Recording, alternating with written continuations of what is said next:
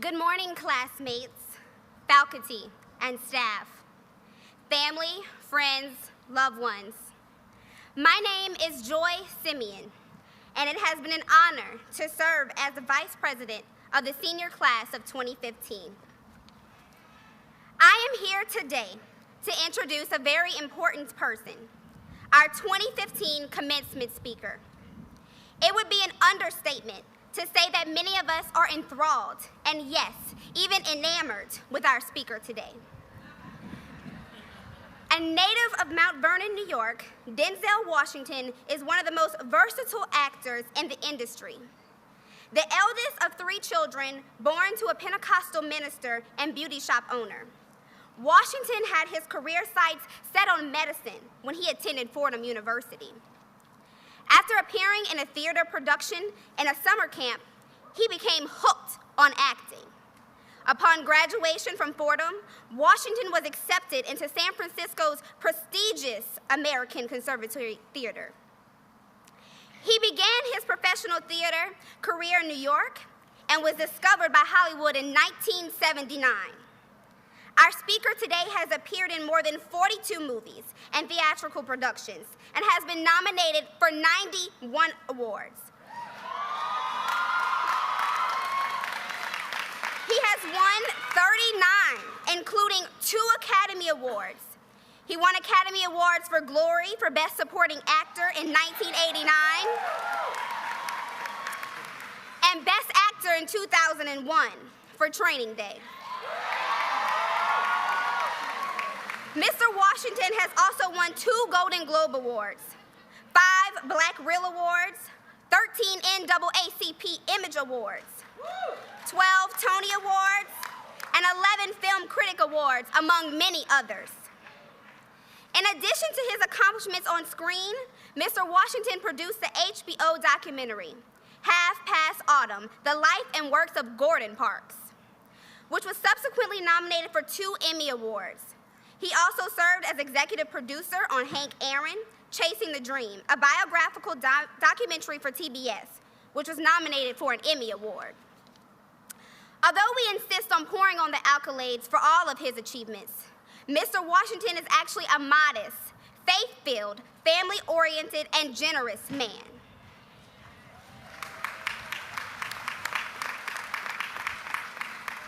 His response to all his awards has been something he was taught by his mother, and I quote, "Man gives the award and God gives the reward," end quote.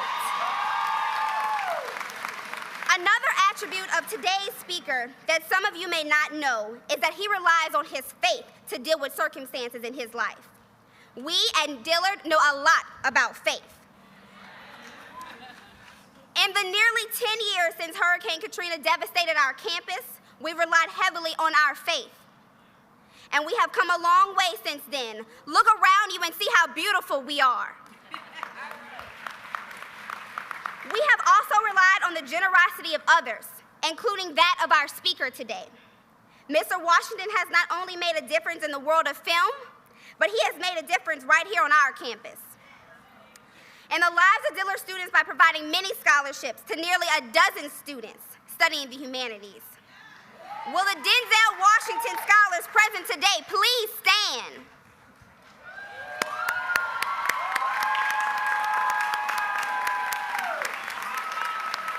You may be seated. Please join me and the class of 2015 in welcoming our commencement speaker for today, actor, producer, and philanthropist, Mr. Denzel Hayes Washington Jr.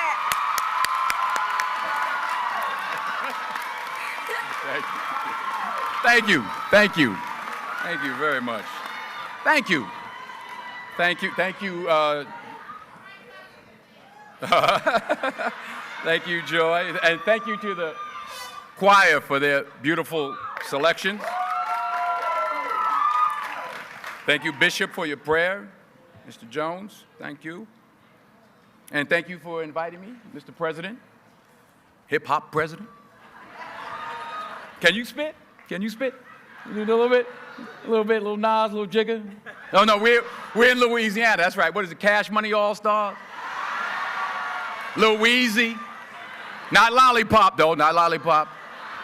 But thank you for having me.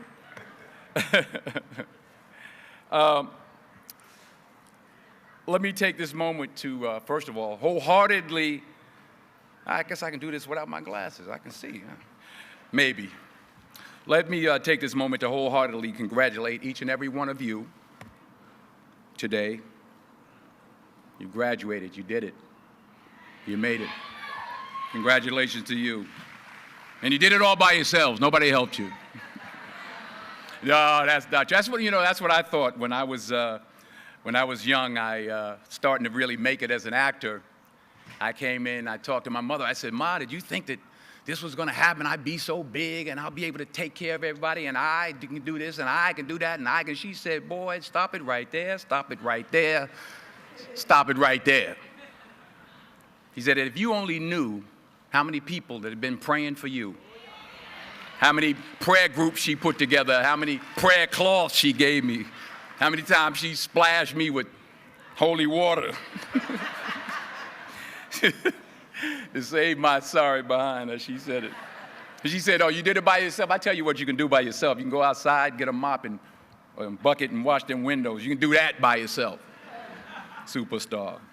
So I'm saying that to say I want to congratulate all the parents and friends and family and aunties and uncles and grandmothers and grandfathers and teachers and friends and enemies, all the people that helped you to get where you are today. Congratulations to you all.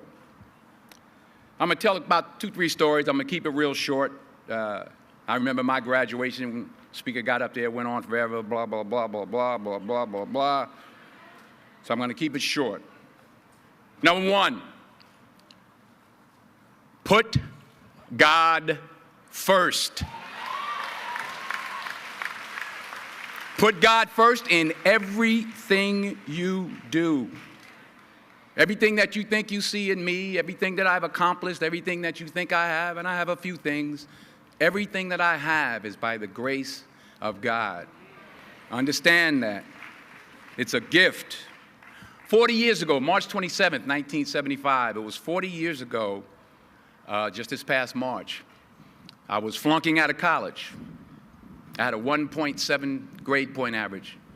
I hope none of you can relate. I had a 1.7 grade point average. I was sitting in my mother's beauty shop. They still call it beauty shops now? What they call it now? Yeah, I was sitting in the beauty parlor. I was sitting in my mother's beauty parlor, and I'm looking in the mirror, and I see behind me this woman under the dryer. And every time she looked up, every time I looked up, she was looking at me, just looking me in the eye. And I didn't know who she was, and I said, she said, somebody give me a pen, give me a pencil. I have a prophecy. March 27, 1975, she said, boy, you are going to travel the world and speak to millions of people. Now, mind you, I was flunked out of college. I'm thinking about joining the Army. I didn't know what I was going to do, and she's telling me I'm going to travel the world and speak to millions of people. Well, I have traveled the world, and I have spoke to millions of people. But that's not the most important thing, the success that I had. The most important thing is that what she taught me and what she told me that day has stayed with me since. I've been protected. I've been directed. I've been corrected. I've kept God in my life, and it's kept me humble. I didn't always stick with him, but he always stuck with me. So stick with him in everything you do. If you think you want to do what you think I've done, then do what I've done and stick with God. Number 2, fail big. That's right. Fail big. Today is the beginning of the rest of your life, and it can be very frightening. It's a new world out there. It's a mean world out there, and you only live once. So do what you feel passionate about. Take chances professionally. Don't be afraid to fail. There's an old IQ test, was 9 dots, and you had to draw 5 lines with a pencil within these 9 dots without lifting the pencil. The only way to do it was to go outside the box. So don't be afraid to go outside the box. Don't be afraid to think outside the box. Don't be afraid to fail big, to dream big. But remember, dreams without goals are just dreams, and they ultimately fuel disappointment. So have dreams, but have goals. Life goals, yearly goals, monthly goals, daily goals. I try to give myself a goal every day. Sometimes it's just to not curse somebody out. Simple goals, but have goals. And understand that to achieve these goals, you must apply discipline and consistency. In order to achieve your goals, you must apply discipline, which you have already done, and consistency every day, not just on Tuesday and miss a few days. You have to work at it every day. You have to plan every day. You've heard the saying, we don't plan to fail, we fail to plan. Hard work works. Working really hard is what successful people do. And in this text, tweet, twerk world that you've grown up in, remember, just because you're doing a lot more doesn't mean you're getting a lot more done. Remember that. Just because you're doing a lot more doesn't mean you're getting a lot more done. Don't confuse movement with progress. My mother told me, she said, yeah, because you can run in place all the time and never get anywhere. So continue to strive, continue to have goals, continue to progress. Number 3, you'll never see a U-Haul behind a hearse. I'll say it again. You'll never see a U-Haul behind a hearse. I don't care how much money you make, you can't take it with you. The Egyptians tried it. They got robbed. That's all they got. You can't take it with you. And it's not how much you have. It's what you do with what you have. We all have different talents. Some of you will be doctors, some lawyers, some scientists, some educators, some nurses, some teachers. Yeah, okay. Some preachers. The most selfish thing you can do in this world is help someone else. Why is it selfish? Because the gratification, the goodness that comes to you, the good feeling that I get from helping others, nothing's better than that. Well, one or two things, but nothing's better than that. Not jewelry, not big house I have, not the cars, but it's the joy. That's where the joy is, in helping others. That's where the success is, in helping others. Finally, I pray that you put your slippers way under the bed tonight, so that when you wake up in the morning, you have to get on your knees to reach them. And while you're down there, say thank you for grace. Thank you for mercy. Thank you for understanding. Thank you for wisdom. Thank you for parents. Thank you for love. Thank you for kindness. Thank you for humility. Thank you for peace. Thank you for prosperity. Say thank you in advance for what's already yours. It's how I live my life. That's why I am, one of the reasons why I am today. Say thank you in advance for what is already yours. True desire in the heart for anything good is God's proof to you, sent beforehand to indicate that it's yours already. I'll say it again. True desire in the heart, that itch that you have, whatever it is you want to do, that thing that you want to do to help others and to grow and to make money, that desire, that itch, that's God's proof to you, sent beforehand already to indicate that it's yours. And anything you want good, you can have.